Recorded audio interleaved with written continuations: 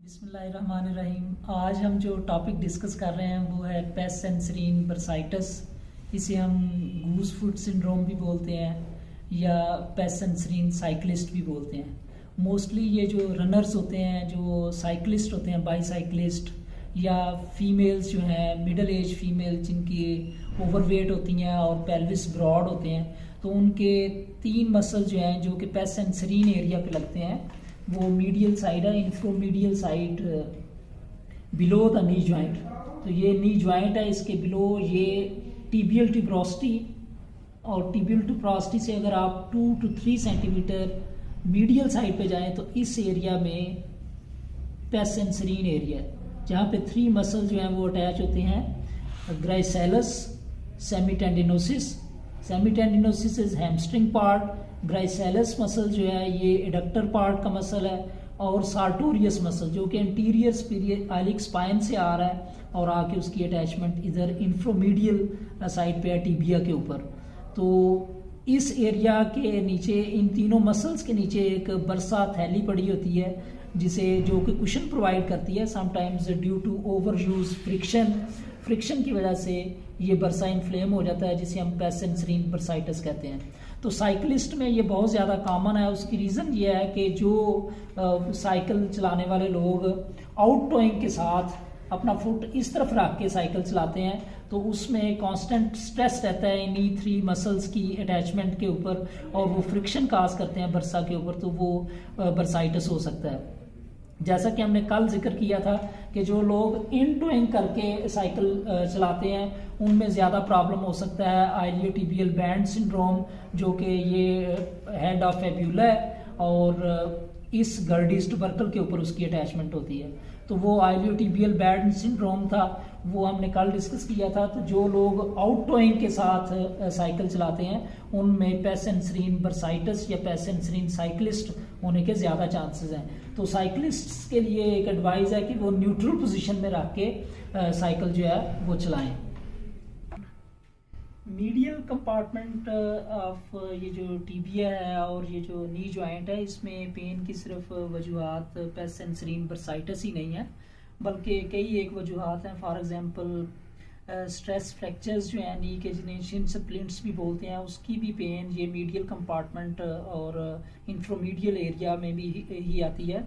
या sometimes medial collateral ligament, उसमें अगर वो स्प्रेन हुआ तो उसकी पेन आएगी इसी एरिया में।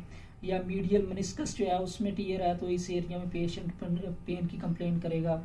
वियर एंड टीयर ऑस्टियोआर्थराइटिस की पेन, चूँकि मीडियल कंपार्टमेंट ज़्यादा इन्वॉल्व होता है, उसमें भी इसी एरिया में पेन आती है।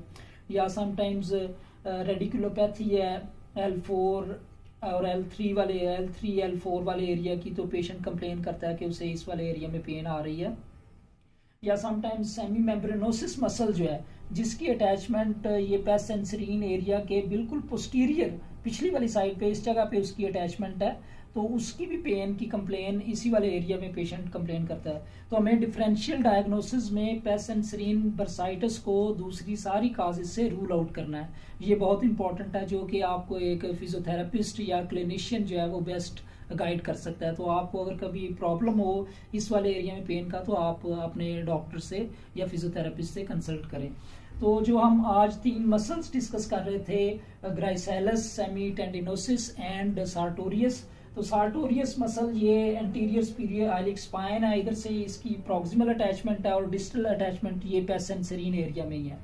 दूसरा आपका ग्राइसेलस मसल है, जो कि इंफीरियर रेमस, जो प्यूबिक रेमस है, उस वाले एरिया से उसकी प्रॉक्सिमल अटैचमेंट है, डिस्टल अटैचमेंट फिर इसी एरिया में है।